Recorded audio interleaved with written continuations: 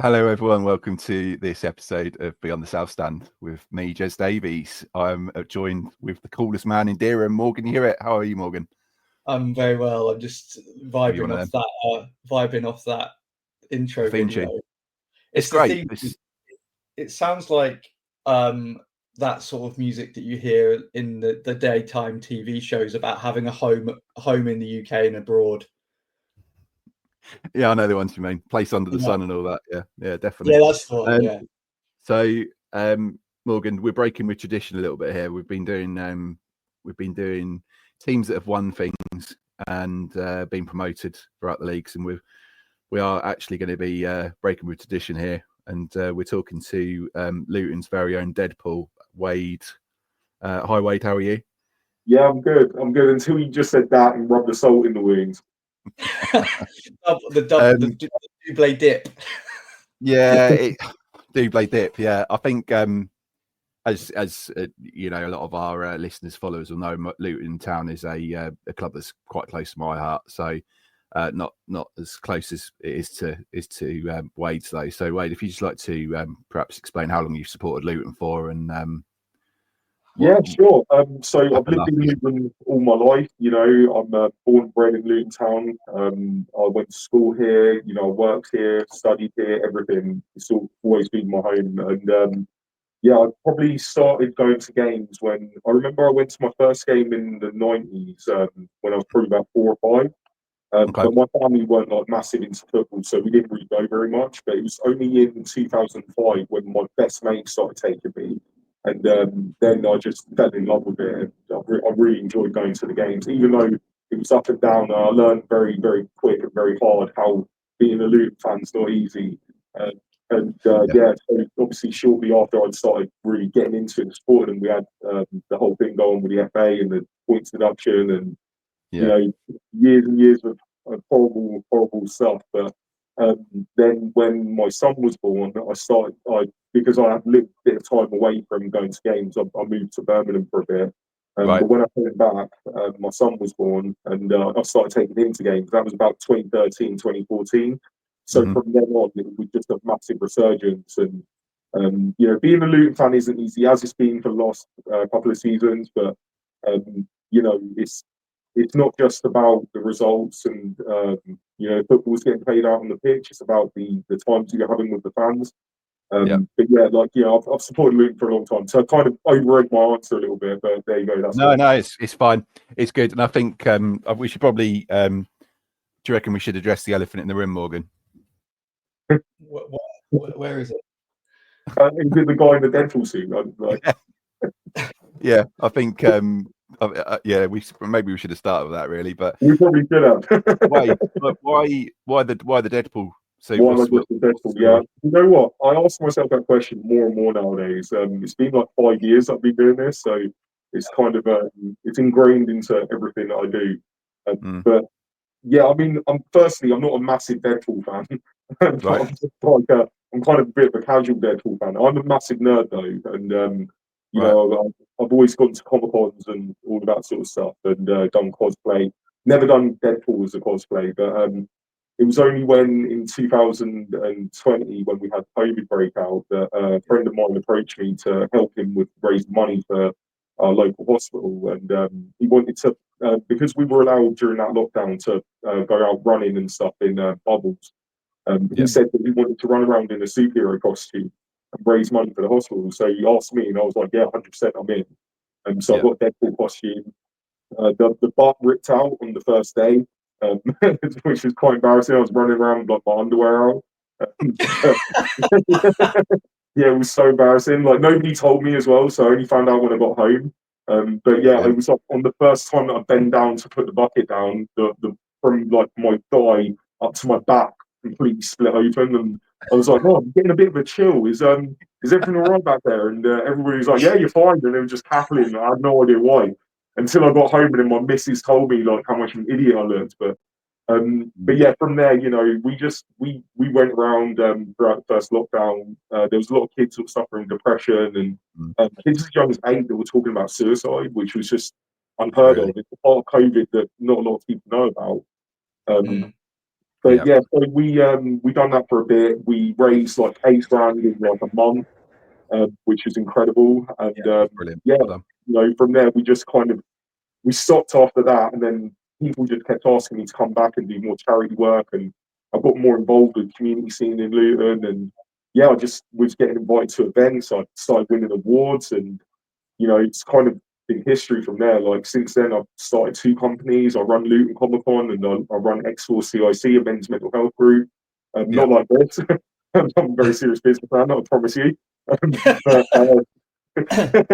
but yeah, I just I try to do as much for my community as I physically can. I think that what I've learned during my time in doing this is that everything that people say about Luton is wrong, and it's always people that aren't from here that say it. And you know, if you spend some time with me in Luton, number one, you get to hang out with really cool people, but number two, you see that there's so much giving in this town, and that there's so much goodness here, and people just need to come here and experience it for themselves, and they'll see. But Wade,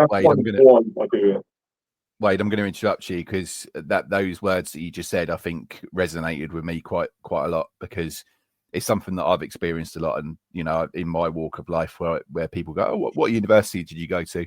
"Oh, I went to Luton," and they're like, "That's And you know, we see it on the forums, Morgan, don't we? You know, me and Morgan post on a Norwich forum, and people do mention Luton, and then it's all of a sudden they talk, "Oh, what a shithole," and all this.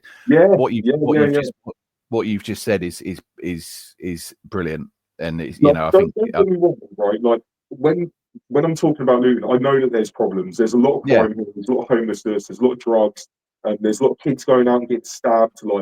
But when you look at the rest of the country, the same thing's happening everywhere. It's not just us. And people talk about us like we're worse than London. I mean, you know, Luton's no worse than Northampton or Aylesbury, and I know they're not great places either. But you know, there's problems in these places, but there's also good things. Like one thing nobody ever talks about is that Luton's consistently in the top 5% of people in Just Giving every year. So in the entire country, the top 5% of givers in Just Giving are from Luton. You know, and that's a town that's one of the poorest towns in the country. So when you're speaking about Luton Town, I think people always, you know, negative stories always get the big headlines, and everybody looks at that and clicks at that on social media. But when it comes to actually what's going on in the town, if you spend a little time, look a bit closer, don't just read headlines, come to the town, see some of the good things that we've got going on, the events and, you know, the community stuff that we do. And you'll see a town that is actually vibrant and thriving and full of art and culture. You know, we're also one of the highest towns for successful startups in the UK. So successful startups considered like after 5 years, right? And Luton's one of the most, and we've got one of the youngest populations in the town in the country. So you know, there's lots of good things going for Luton, and if people stop talking about it in such a negative way, it might actually help the people that live here feel a little bit more proud about it as well.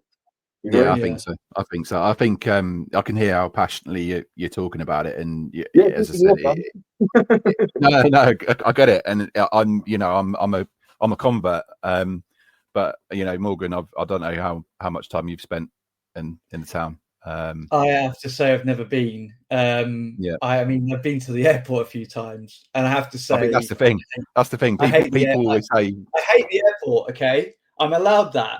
I'll give the town at the airport. It's never going to win for me. Okay. Oh, but we've got the Dart now. Yeah, we've got the Dart. Oh, we've got the Dart now. It's this amazing £5 million thing that they've built, and that's great, obviously. So you know, it's funny you mentioned the Dart, now. by the way. I don't know if you can see that. I think it's blurred out, but basically this pen says Luton Dart on it, and it's I got it on a you know, Luton Rising, Wade. You've obviously heard of that organisation. They did an open day when they first opened the Dart, and because I worked in the town at the time, they invited me to come along and basically would be one of the first people to experience the train journey from Luton Parkway to the airport. I think a week later, King Charles was on there, but it was I mean, it's two interesting points from that. So the Luton Dart, my missus was on that. So my missus would have been stood with you on that train that day. Okay. But also King Charles. So the day that King Charles came to Luton, I kind of met him as Deadpool.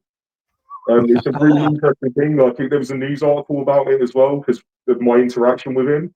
Yeah. It was really weird. So I was out doing my charity collection, and for people that don't know, during the like festive seasons, I change the costume. So I'm like, you know, if it's Christmas time, I do something Christmas themed.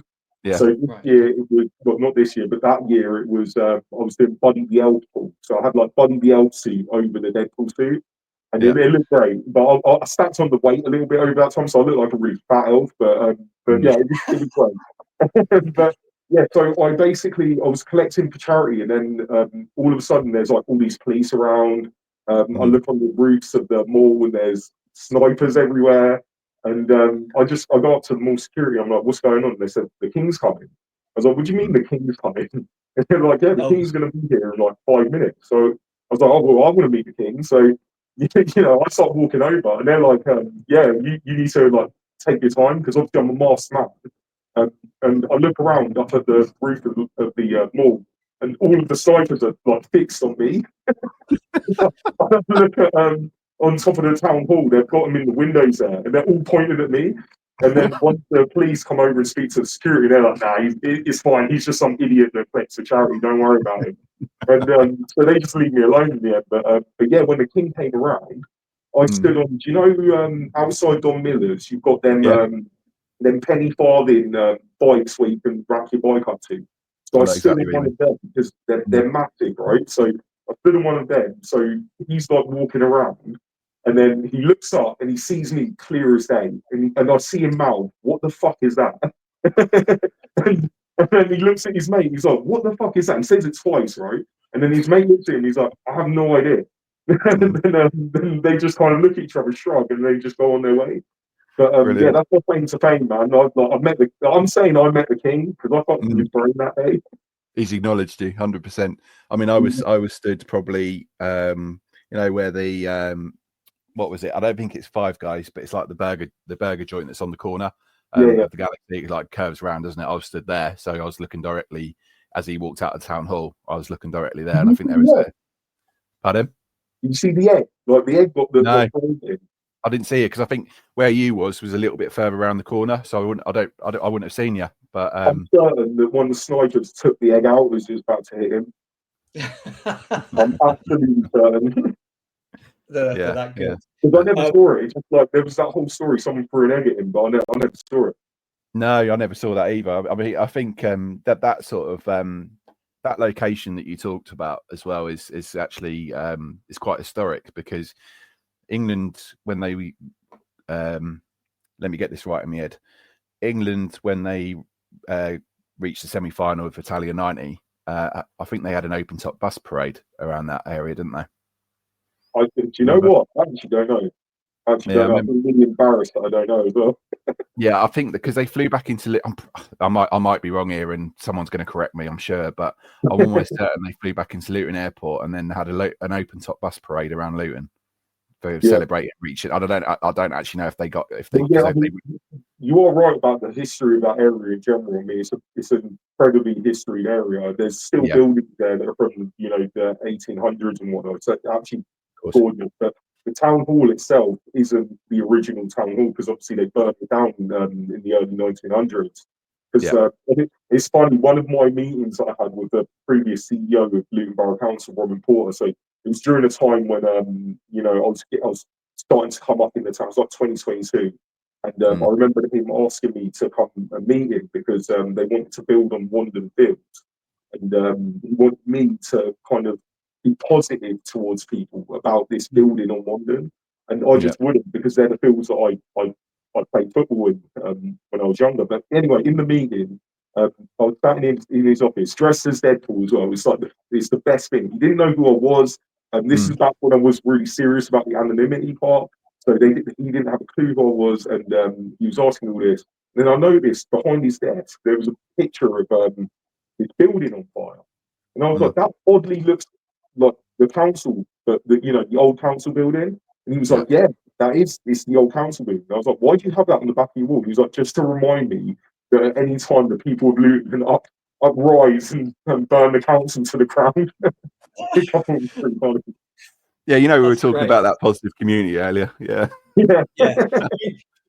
just Has- going on, has- just going Go on, Morgan. on that, because I sort of want to talk about football again. Oh yeah, I know that I know that Luton have gone down the last 2 seasons, but the rise through the leagues. Let's talk about that, because I mean that's an incredible achievement. You know, and in fairness, when Luton were in the Premier League, you know, it's not like Norwich, who sort of rolled over and got our tummies tickled. Luton did make a fist of things. So so Wade, let's talk about the rise through the leagues. I mean, how did that come about? How did you feel about it? I mean, it must have been an incredible time. yeah. I mean, as a fan, it's probably been the greatest moment for me in football. Like, you know, I had my son growing up with this happening. I had my daughter during this time as well, and the whole family were involved in the experience. My wife actually hates football just beforehand, but since I started taking her to Luton games, she became a really, really big fan, and now he helps me with my football team that I run. But yeah, I mean, what it is it's so different to any other football club that I've experienced before. And when people have a connection to it, you know, they see it as being so much more. And what the story of what Luton did for people in this town was massive. But the actual journey itself was incredible. I mean, some of the wins along the way, and just yeah, even some of the near misses. Like I remember I went to a Huddersfield playoff game when we didn't go and it was a really, even though we didn't go up and we was out in the first round playoffs, it was such an amazing time. The first one that we done at Kenilworth Road, I think it was a 0-0 draw. It was a 1-1 draw. I can't remember what the score was, but the atmosphere in the ground was absolutely insane, and like that's what it had been like since 2013, 2014. It was just every year, just building and building and getting more and more, and it was like the better that we did in football, the more the town got around the club. And even now with relegation happening twice to us, the town's still very, very much imbued with the club, and the club are very much imbued with the community and do loads for the community. So I think it's just what this whole experience has been like has been just, for me, it's something that drew me closer to this town. Because beforehand, I didn't really care about it. I was like most people outside, I was like, yeah, it's a shithole. But um, I think through the club and that achievement, it really shows that you can go all the way from I mean, look at Pelly Rudder. He's come from from the conference all the way up to the Premier League. Nobody else has ever done that. One club. I mean, he's incredible for his achievement, and it really goes to show people that you can be down and out. He came from West Ham, I think, and when he left there, that must have to go from West Ham to Luton Town in the conference must have just been the most debilitating feeling in the world.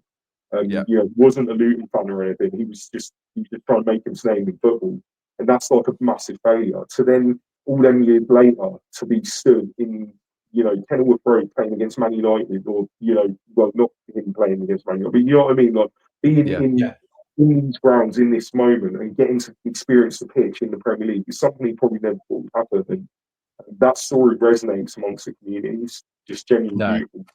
I completely agree, Wade, and I think Pelly Ruddock is a fantastic example of that player, that sort of Luton player that's gone through the leagues, and I don't think it'll ever be done again. By the way, I don't think there'll ever be.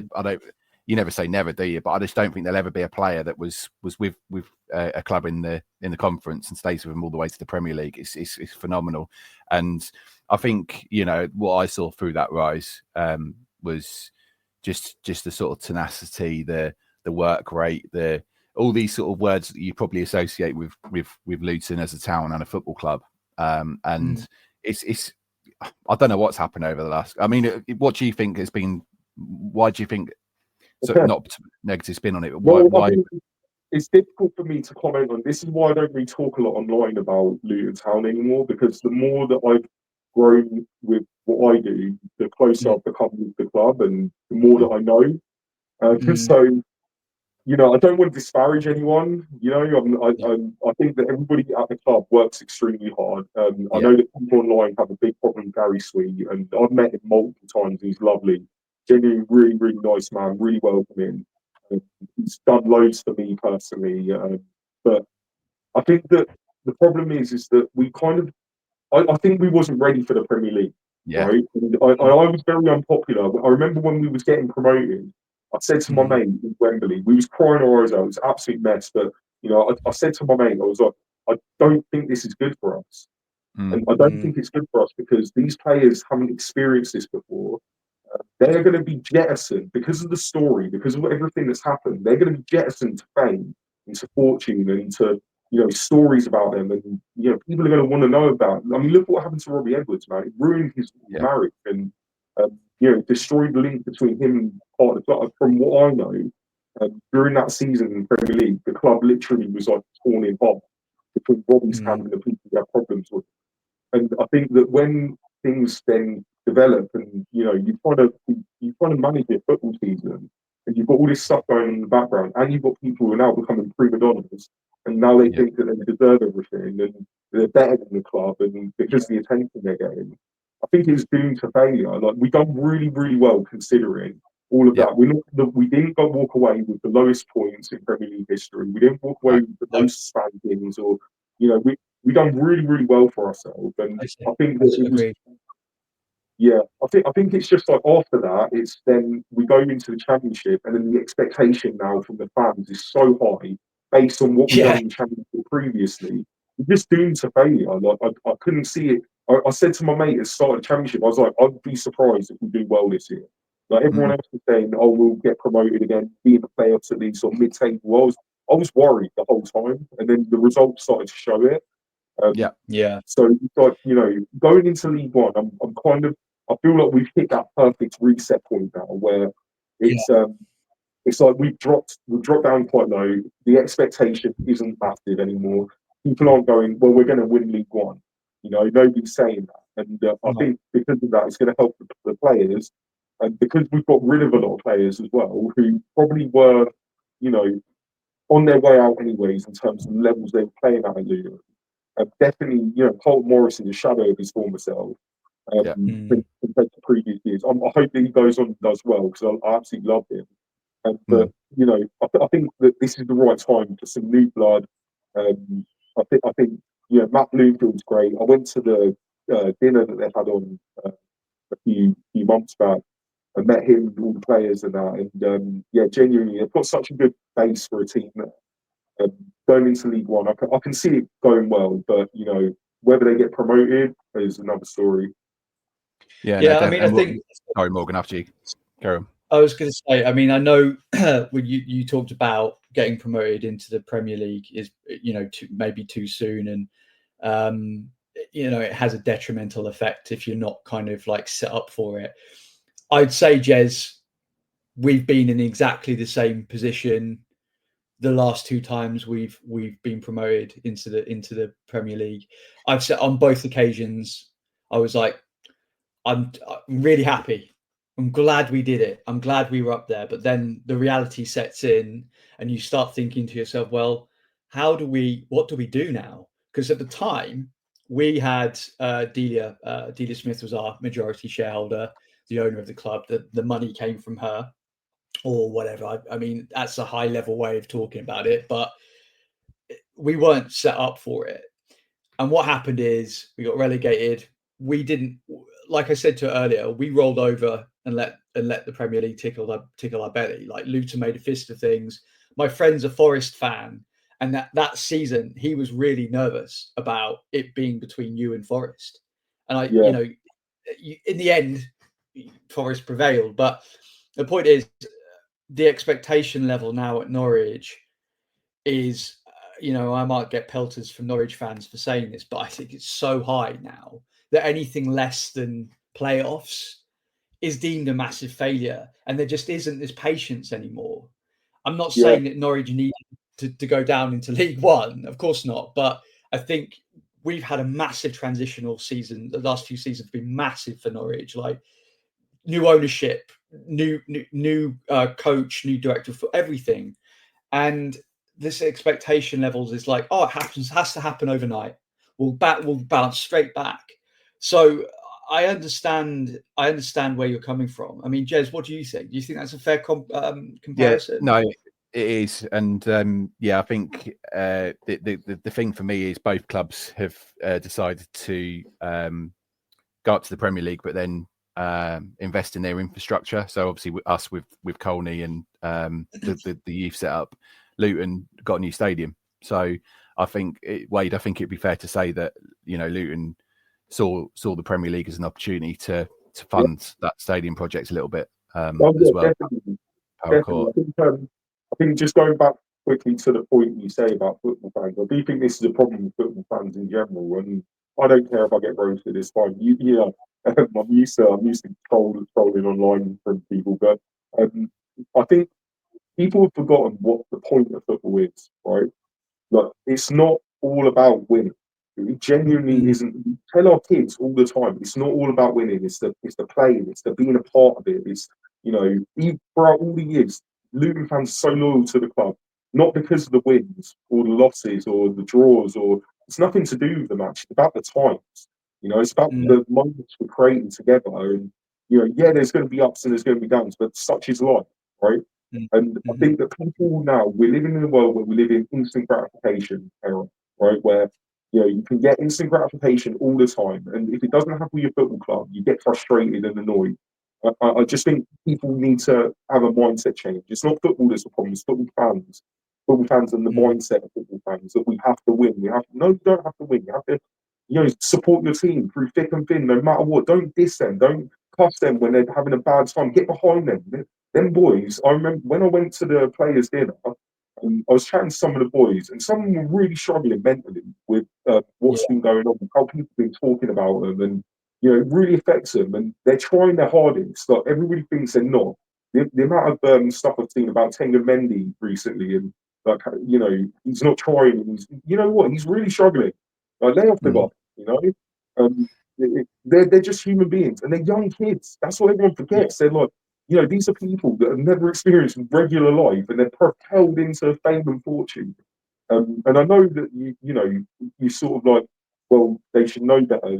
They've got people around them, but they're still human, and they still feel these things. And it's better to support them than to hate on them. But that's just my point on that. But in terms of the stadium, I'm excited for the stadium. But I'm also aware that I've been getting told about a stadium since I was 15. So, I'm 35 now, so like that's 20 years I've been getting told that there's a new stadium coming. There's a new stadium coming. Do you know what? I go past the new stadium every day, and when I'm going out, right? And every time I go past it, there's a little improvement. And they even had some bars up. They had some bars up at one point. They took them down the next day. Must have put them in the wrong place. Like, I don't know what was going on yet. But I will not have any faith in that stadium until I see it. Yeah, it disappears. Even when I see it, there's going to be problems. No, you're right. Me and Jez have had it's so weird when we have these conversations, isn't it, Jez, with opposite fans of teams, because there's so many parallels. Like you talk about your stadium. We're set to have a stadium expansion for how long? How many years now, Jez? 15, 20 years at least. I mean, they built the South Stand, didn't they? And then almost straight away said, "Oh, next project, we're going to put another tier on the City Stand, which is the one opposite." And I mean, that was 2004, I think. So yeah, at least 20. Yeah, just over 20 years. It's crazy, isn't it? Yeah. I have to say, with Luton Stadium, it is a massive, massive project. They're building on an old power station, which is a job on its own. And then you've also got the River Lee that runs directly through it. Yeah. So they've had to re-divert the River Lee, which I know it's only a small river, but even still, that's a job in itself. Yeah. But so they're making really good progress. I'm genuinely really excited for it. It's just, I mean, my big fear now is that they've got this stadium on the go. Will the football keep up with the size of the stadium and get the people filling that stadium? How much is it going to be worth? What's the running cost for it? That's my concerns. What's the size? What's the capacity going to be now? I think it's 25,000. Yeah. Okay. Well. Okay. Yeah. And I think in answer to your question, Wade, I think it will, because I think Luton's such a well-supported club. I mean, they feel that they fill that stadium, week in, week out, and they will continue to do so. And I think it's such a well supported club. People say, "Oh, League One's probably the level." I don't think so. I think it's probably Championship. So I think the League One, we do well in terms of filling the stadium. The Championship, we do well in terms of filling the stadium. But if we have a 25,000 seater in Championship, I think we'll do well. In League One, I don't know if we'll fit it. Maybe not. I think I mean, we've got a large following for this club, obviously. So maybe I'm wrong. I'm not going to just come out here like I'm the arbiter of truth and say that this is what's going to happen. But I just have concerns. That if we're still in League One at the time the club's got the ground on the go, is it going to be filled every week? And what's that going to look like then for the club and the growth? And it's all well and good having this fancy stadium, but then what if you put yourself in debt and then you've got nothing else left in the pot to then beat more with it? But the industrial park on the M1 funded a lot of it, didn't it, as well? So I mean, that was part of the reason why it's been delayed for so long, is because they were selling the land off next to the M1. Yeah, well, that's what it was going to be originally. It was going to be like on the corner of the M1. That's right. Yeah. But I wouldn't fancy to walk up there. No, definitely not. Especially up not Stockenstone Hill, the other hill, hill that takes you out of Luton. I can't even think what it's called, but you know. London Road. Yes, yeah, you got it. But I think it's brilliant, and I wish Luton the best of luck. And Morgan will laugh because I mention them nearly every episode, but sometimes people would think this is a Luton podcast. But no, honestly, it's I wish them the best of luck. I think I'd want to ask a few more questions about your persona, if I may. Obviously, we've met a few. Jez, can we plug the Wrexham episode, because I think this kind of fits. It's a lovely segue. There you go. I was just about to. Oh. Great minds think alike, eh? We actually had so we actually had Wayne Jones, who was who is the pub landlord, in the Wrexham documentary on a few weeks ago. And the episode actually went out this Monday just gone. It's been very well received. Thank you for everyone for watching it. But I guess first and foremost, you've watched. I guess you watched the documentary. Welcome to Wrexham. Yeah, you haven't seen it? No. I would recommend it. I'm not like that much of a Ryan Reynolds fan. Do you know what's funny? I'm more of a Rob McElhenney fan. I promise you, I've always said, because I've heard one time before somebody told me who's connected to Wrexham, and they said that they met Ryan Reynolds, and they kind of know him now because they've seen him a couple of times, and because they know me, they pulled their phone out and showed him my Instagram and all the stuff that I do, and he was like, "Oh yeah, that's pretty cool." And when they told me, I wasn't really that bothered about it. I was like, "But did you show Rob?" He said, "Right, I don't care about that guy. I want to know Rob. If Rob's seen it, he's my guy. I love Rob McElhenney." Yeah. But no, I haven't seen the Wrexham thing. But obviously, I have seen like their progression, and I think their rise is really, really cool. And I don't like how people have said that when Luton were going through their rise and then comparing the two, I didn't really feel that was very fair because we was doing it on a shoestring. And we had the odds massively stacked against us over many, many years. Whereas Wrexham have had these two millionaires come in and pump money into the club, and fair play to them. I think it's great what they've done. They brought the community together, they revived the Diamond Football Club.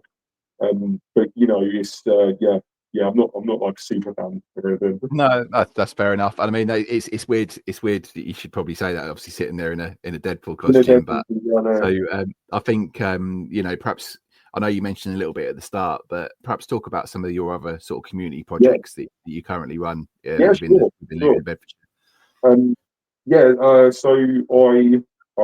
So currently I'm running 7 sessions every week supporting men with their mental health. So on a Monday I do a peer support with boxing. We talk before and then we do a boxing class afterwards. On a Tuesday I do an online support. On the Tuesday after that we do a face-to-face support up at Rain and Way. On a Wednesday, I give 3 football training sessions. I'm an FA qualified coach, so I do 3 football training sessions for men. Before that, I do a greenhouse mentoring, like volunteering with kids and helping kids out. Then on a Sunday, I do boot camp, free fitness boot camp for men, and then at the end of the day, on a Sunday, we do Talking Hatters with Luton Town Supporters Trust, where I help facilitate with them. Again, the whole thing is all around peer support. Obviously, the greenhouse mentoring and the Talking Hatters stuff is that's like open to boys and girls and whatnot. But everything else I do is it's all around my company X-Force, which is a men's mental health peer support service. So I suffered massively with my mental health beforehand, before 2020 happened, and I decided that I wanted to do something about it. NHS wasn't helping me. They're not going to help you. No disrespect to people working in the NHS. They just don't have the capacity. They can't do it. They look at mental health the way they look at a broken leg, and they don't heal the same. You can't give them medication the same. And unfortunately, that's the way that they're structured. So they're never going to be able to help you no matter what. So what my service does is it's consistent. We're there every week. It's all free. Every single session I do is completely free. And I get my funding through National Lottery and Citizens Fund and all these different places. But it's all in effort to help men in the community. But aside from that, I also run Luton Comic-Con, which is a free event to attend. We're the only CIC in the country that is a Comic-Con. So groundbreakers in that. And we basically, for people that don't know, Comic-Con is a comic book convention where like art, gaming, nerdy stuff basically celebrate like films. Superman will be there and Batman will be there and I'll be there, like loads of cosplaying and loads of people dressing up. So on the 6th of September, we are taking over Luton Town Centre. It's a free event to attend. We'll be in St George's Square, Library Theatre, Luton Point and Topo. The whole town's mine for the day. So get ready for a Luton Deadpool experience you're going to not want to miss.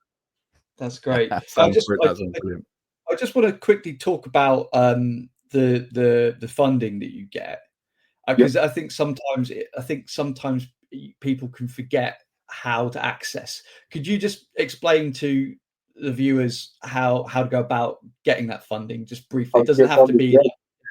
100%. Do you know what? Actually, I've helped launch a few businesses, and I help a lot of people when it comes to funding. So I'm more than happy. Please, include my details so people can contact me if they ever want to get something started, because it is quite daunting. But honestly, the process is pretty simple. So I run a CIC, and that's a community interest company. That is basically like a charity, but without the red tape of a charity. You've got to have directors rather than trustees.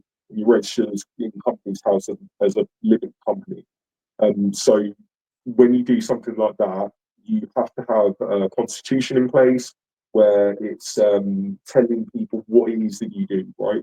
So what your constitution says depends then on what kind of funding you can access. So for me, mine's all about men's mental health. It's all about helping the community, helping guys to grow with their education, with career changing, with fitness, with loads of things. So because of that, I can fund things like X-Force Awareness, which is the free football session that I do on a Wednesday, or I can fund the boot camp, which I do on the Sunday, or the peer support, which is obviously more mental health orientated. But essentially, for anybody out there looking for funding, firstly, look at your local council. There's usually like citizens funding. They always have funding on council websites, so you can always check out things like that. But also there are generally like funders within your town who are like in Luton, for example, it's called the LCF, which is the Bedfordshire Luton Community Fund. So them guys are specific to Bedfordshire, and they can be funds that are coming from people who are maybe angel investors or people just have large pots of money and they want to donate to stuff. So they don't take up the LCF, they put the funds out. You can work with them to find out what the needs of the fund are so that then you can tailor what your bid's going to be.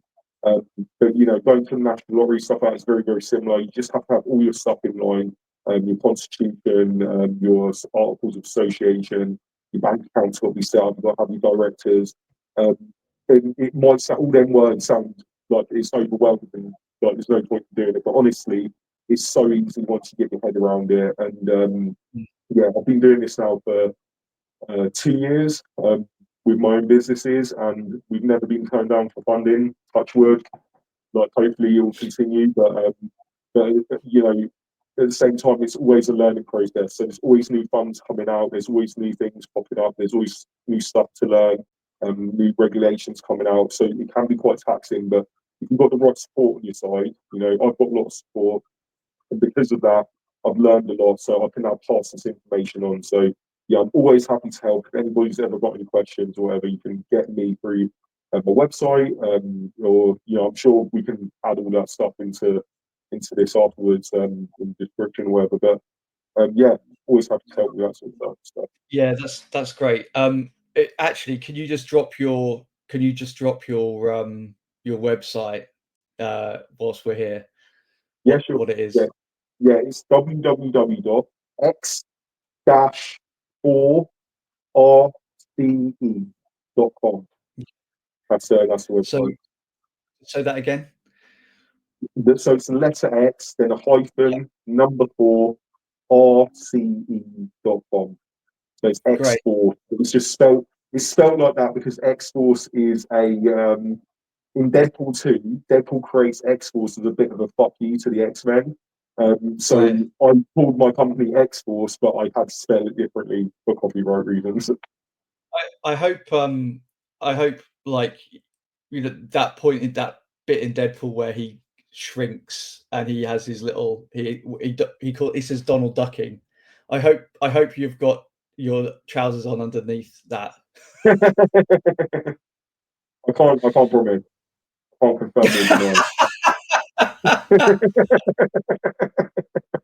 I've got shorts on, don't worry.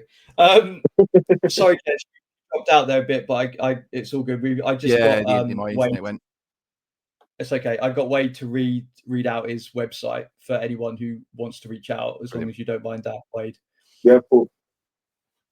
Jez, did you have any other questions? To be honest with you, I think we're nearly there. So, Wade, it's time for and you're going to love this, by the way. It's time for the Morgan's random question of the week segment. So, without further ado, I'm going to hand you over to my illustrious co-host. The problem is I can't actually see the screen. I can't see you two at all. Why? Oh, okay. Oh, we're gone. No, the eyes mess up with camera screens. It doesn't matter. It's not visual. I have no idea what it looks like right now. Yeah, I have no idea. I can see a blurred image of you, but I can't see you at all.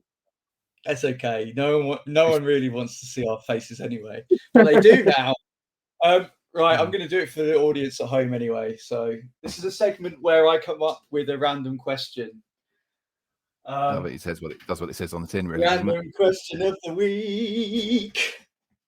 It's getting better, isn't it, Jez? Brilliant. So at the start of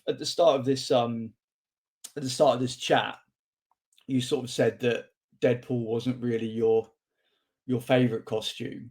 So if you had to start all of this over again, and you had to pick a costume or a superhero that you were that is close to your heart, who would it be and why? Oh, that's a good question, man. That's a good question. No one's ever asked me that question as well, which is surprising because I get asked a lot of questions about all of this, the why and the what and all of that. So good question, Percy. But okay, so I think my favourite hero of all time, and it's not just because the film has come out, because I've genuinely got like all of the memorabilia around my house and stuff, but it's Superman. I'm a massive Superman fan. But I don't think I would ever do Superman because it's a bit, I don't know, it's a bit weird. Like, he's got his pants on the outside. I'm not really into that. So, honestly, like, so before, when I first started the charity stuff, well, I didn't mention it. Actually, the first time I went out was Wolverine. Yeah, that was like a skin tight Wolverine suit. Terrible. Never ever recommend that. Don't wear Lycra as a man. Just don't. But yeah, no, honestly, I think I'll be Deadpool. And I think the reason why I'll be Deadpool is because, number one, it is the character of Luton Town, right? I chose Deadpool because it represents Luton Town perfectly. Luton will never die. Luton will never die. We are chaotic as anything, right? We we're out of sync with a lot of other places around us. Like you've got really nice places around us, but Luton sticks out like a sore thumb, and we don't care. We don't care that that's how people view us. And you know what? From Deadpool always tries his best. He actually, for as bad as he messes up, and as much as he gets it wrong, he tries his best no matter what for his community and for his family. And that's why Luton's Deadpool and Deadpool means so much to me personally, and why I don't think there is another character that I could be, because it perfectly encapsulates what Luton Town is in my eyes and who I am in this role with what I'm doing. I'm a crazy person that never sleeps. I'm just always working hard, trying to do the best for people, and I will never quit and I will never die. Just the same as Deadpool. That's great. That's a really good response. Yeah. Really passionate. Jez.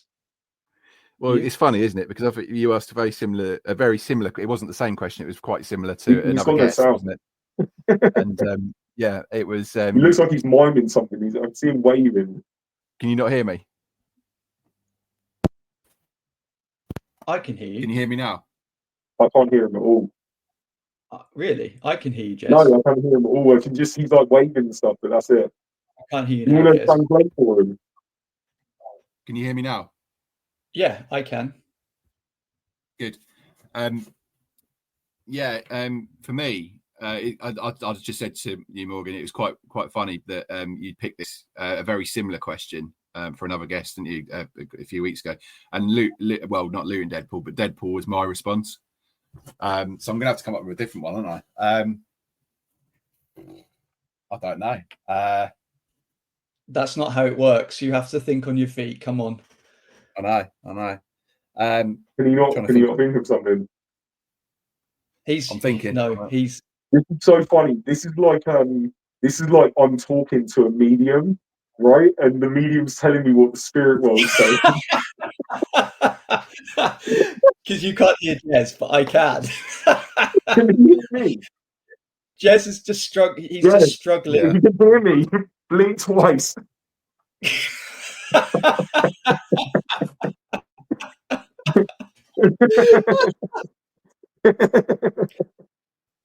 Jez, can you hear him? I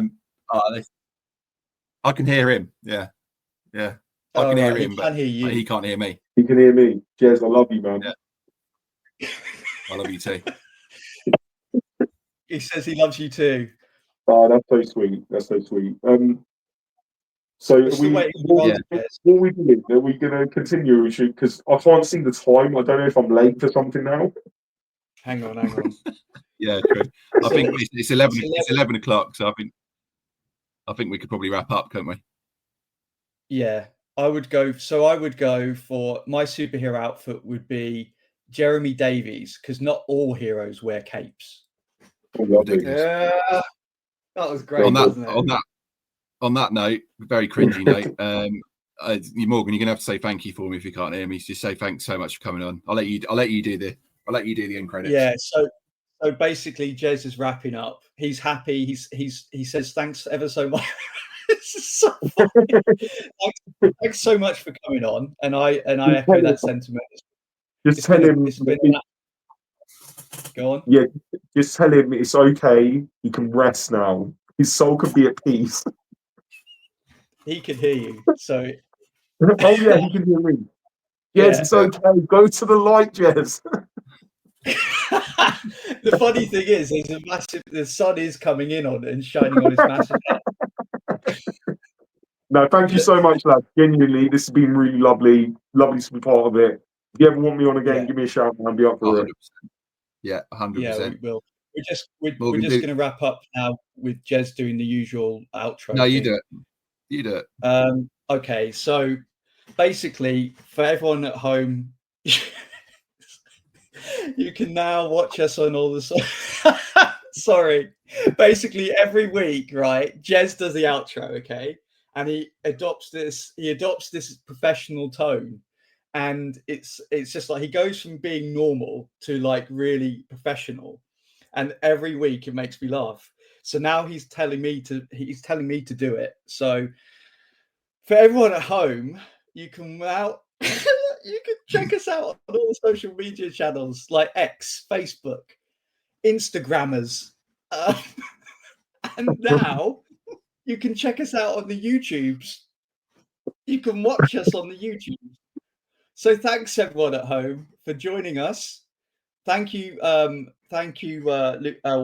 If there's anyone you want to have a shout out to.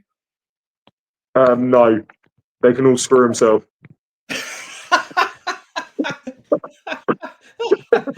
Oh. Right. No, I want to give a shout out to Wolverine. Big up Wolverine. Wolverine. Yeah, Norwich fan. All right, Jez. What about you? People can hear you at home, Jez. Yeah, I know. Well, hopefully, hopefully it's not just you that can hear me for the final 10 minutes. But there we go. No, not for me, Morgan. I'd say please say thank you to our guest today. It's been amazing getting to know a lot more about him. Just repeat that for me, please. Jez says thanks for coming on. He's up for hanging out sometime soon if you're into board games. So yeah, please don't be a stranger. Yeah, tell him he can hear me. Jez, hit me up, man. Hit me up. Let's chill. Let's do it. All right. I've been Morgan Hewitt. All right, see you then, guys. I don't know what's going on. I'm just going to say bye. Bye. Thanks, everyone. Bye.